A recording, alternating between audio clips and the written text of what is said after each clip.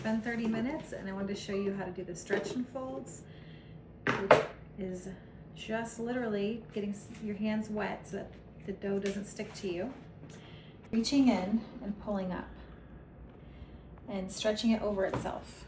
So you kind of go twist, pull it up, and this first few times it's gonna rip like this. It's okay. By the fourth time you do this, it's gonna be so elastic and kind of plasticky, and it's gonna be a totally different dough. This is how you build the gluten in the dough.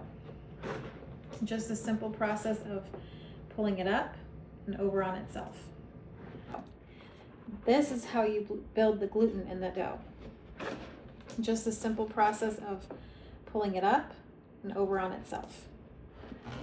So just keep going around a few times and the dough actually starts changing. You can feel the difference within a few rounds. And also, the first time you're doing this, you're actually feeling around for pockets of where the flour may not have gotten mixed in all the way. So you're kind of incorporating it as well. This is a good time to also add in your flavorings. If you'd like to make any kind of flavored sourdough, you can do it when you're doing the stretch and folds. So as you're going to see, it's already starting to get strong. See, it's not ripping so easily. So I'm almost done. You really don't have to do this very long, but look at that. You can pull it up and it almost doesn't rip. So it's already building the gluten that you're looking for. Okay, so that's pretty much the extent of it. I'm just going to press it down and cover it again. And in 30 minutes, we're just going to do this all over again.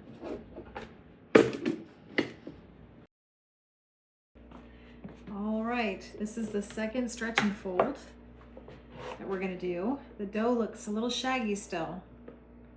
If you can see that as well. And I'm going to wet my hands a little bit so the dough doesn't stick to me as much. And you're just going to reach in, grab it, pull it up, and look how much stronger that is than it was the first time. It's already changing a lot. That, it's not tearing. It's pretty elastic. Okay, so I'm going to add in to this dough some jalapeno and cheddar because that is a crowd pleaser around here. So this is a couple jalapenos, some red and green ones.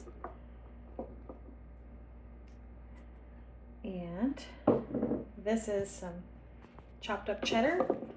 I did mix that with a little bit of flour in hopes to absorb some of the liquid from the jalapenos. And this is almost a half a pound of cheddar, quite a bit. And that was about 3 peppers. So I'm just gonna press it in a little bit first, and then I'm gonna do the stretch and folds. It's okay if it doesn't look like it's mixing it all the way. We're gonna do a couple more stretch and folds and then it will incorporate all the way. So just go around stretching and folding as usual.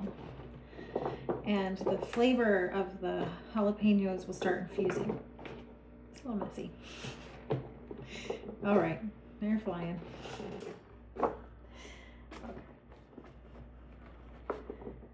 You can also take this out of the container into a bowl if that would be easier for you, but it's just fine for me.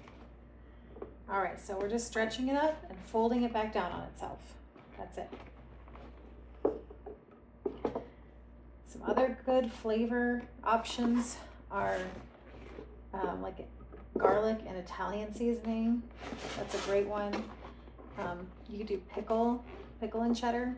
That one's a really good one. Or dill and cheddar. You can even do sweet bread.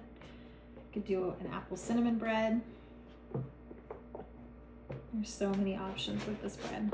You can do chocolate chips and do a dessert one that way too. Okay, so this is pretty much it for the stretch and fold. If you see, it's staying together and it's not ripping that much. So that means it's really building up that gluten just in this little process and waiting half an hour between. So now I'm just going to press it back down again. And in a half hour, just do another set of stretch and folds.